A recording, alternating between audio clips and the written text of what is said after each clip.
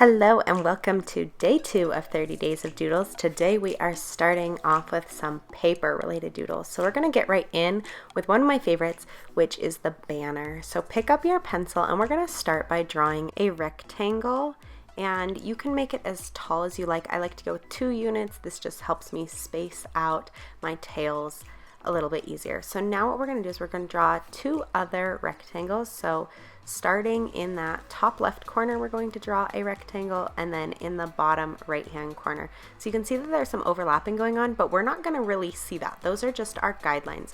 So we're going to pick up our pen and we're going to trace around that first rectangle we made all the way, not thinking about the lines that intersect there.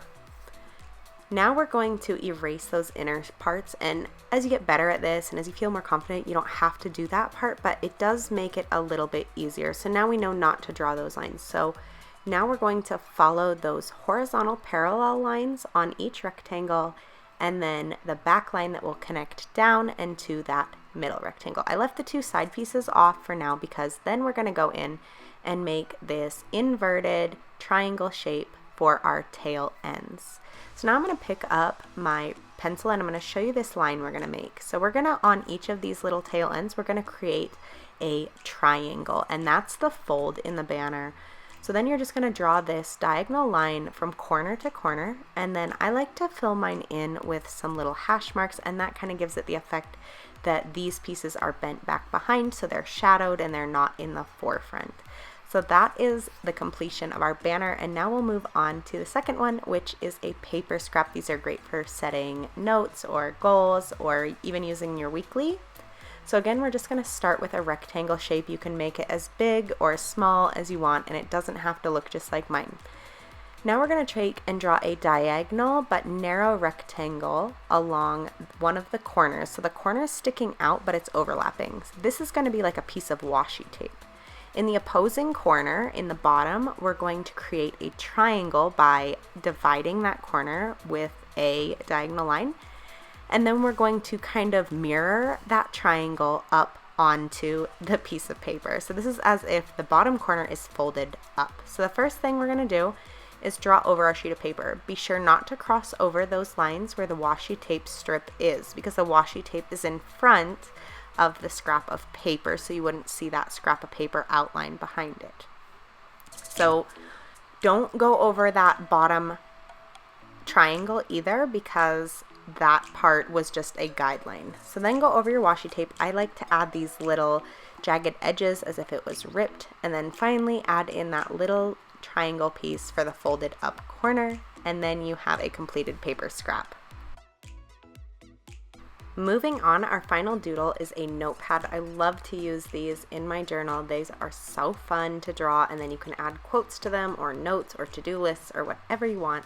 So we're just going to start with a rectangle shape, and again, you can draw it however you want. I like to make mine a little taller than wide, and then I'm drawing those diagonal lines that we did on day 1 with the iPhone, so coming out to give it that illusion of depth. And I'm doing that on the left hand side and on the top. And now I'm going to draw little circles right along the top. So this is where the spiral part of the notepad will go. And I just like to keep mine decently spaced, so a little more than every 5mm box. And for the spiral, what you're doing is you're kind of creating a backwards C shape. So you're starting inside that circle and then wrapping it up and around to touch the very back of that horizontal line. So now we're going to go in with our pen and we're going to outline all of our lines that we have so far. And you don't have to worry about which lines you draw first with this one. There isn't really any worry of overlap here. I'm doing all the outside parts of the rectangle first, and then I'll go in and do the circle and the little C shapes in the spiral.